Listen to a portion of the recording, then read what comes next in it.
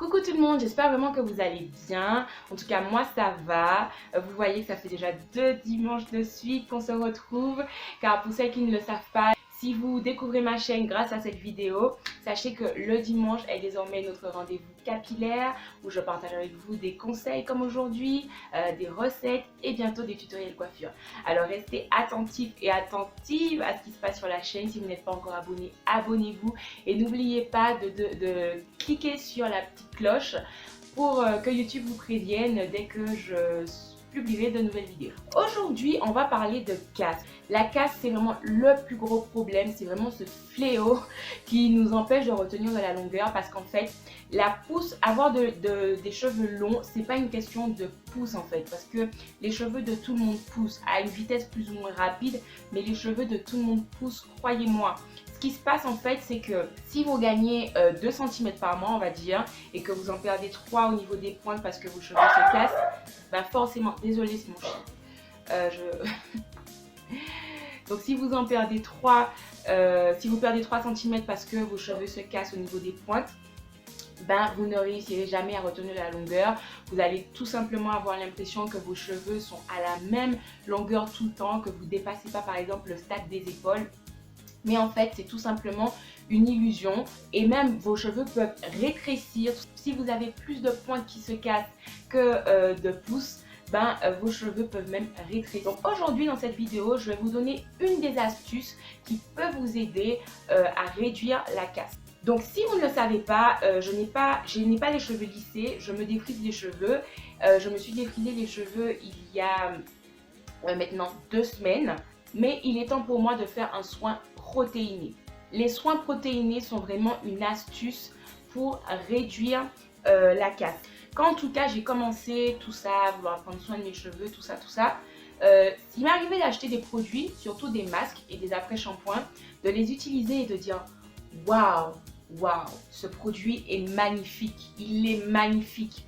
De l'utiliser une deuxième fois et de toujours dire oh là là là là, je n'utiliserai plus que ça, j'adore ce produit.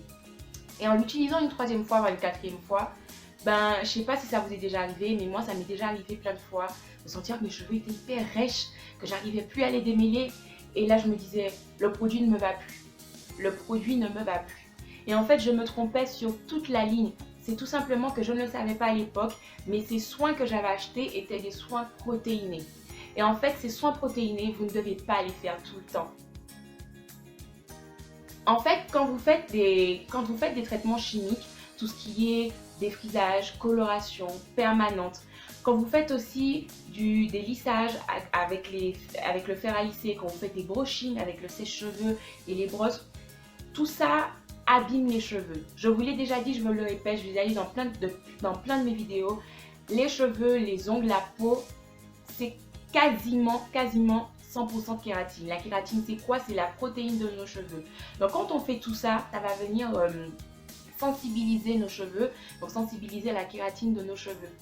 Donc pour réparer le cheveu, on va faire des soins protéinés qui contiennent des protéines différentes, qui peuvent être des protéines de soie, des protéines de riz, etc. Mais en général, c'est de la kératine.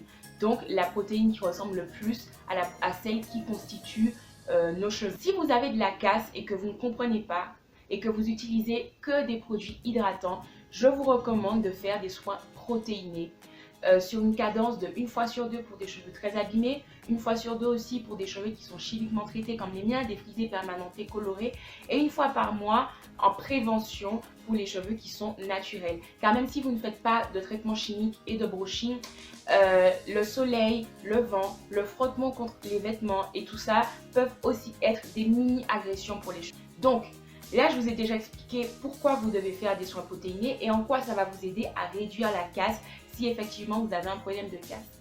Maintenant, comment reconnaître un soin protéiné? Pour ne pas que vous tombiez dans le même piège que moi quand j'ai commencé à en utiliser sans savoir que j'en utilisais évidemment. Quand vous achetez un soin protéiné, premièrement, et pour les plus faciles, c'est écrit là-dessus. Soin protéiné, soin à base de kératine, kératine qui va réparer vos cheveux en 1 minute. Mais bon voilà, ça c'est du marketing.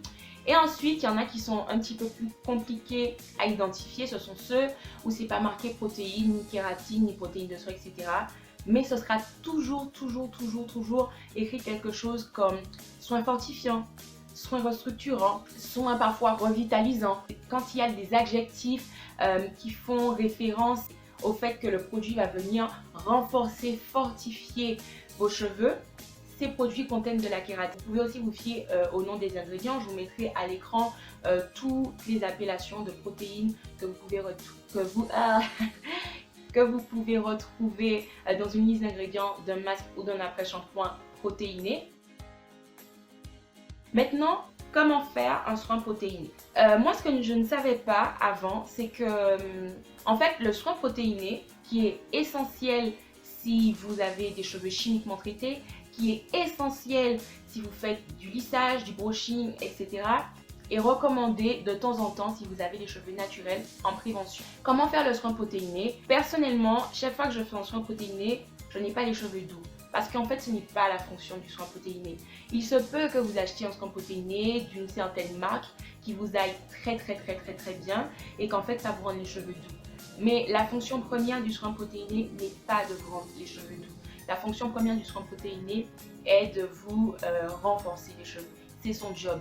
Vous rendre les cheveux doux, vous aider à démêler vos cheveux, c'est pas votre job. Mais comme je vous dis, vous pouvez tomber sur une marque qui vous va très bien et que le soin protéiné de cette marque en question vous rend les cheveux doux.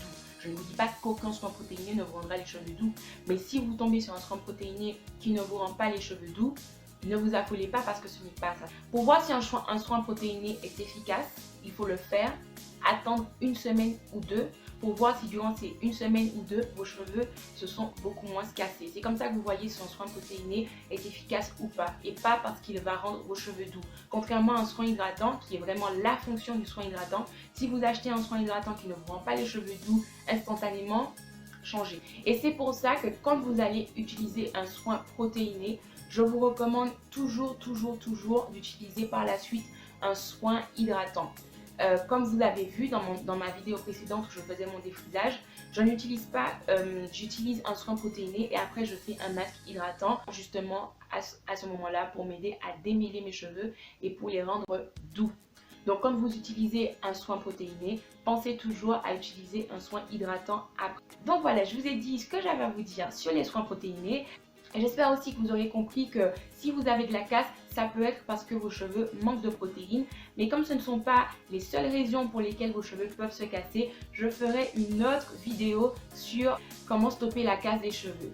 On arrive à la fin de la vidéo, donc si vous avez aimé la vidéo, n'hésitez pas à mettre des pouces en l'air, à vous abonner si ce n'est pas encore fait, à cliquer sur la cloche pour que YouTube vous prévienne dès que je publierai une nouvelle vidéo. N'hésitez pas à me laisser un commentaire. Et voilà, je vous fais de très gros bisous. Prenez soin de vous. Bonne fin de dimanche pour celles qui verront la vidéo dimanche. Je vous fais de gros bisous et je vous dis à dimanche prochain.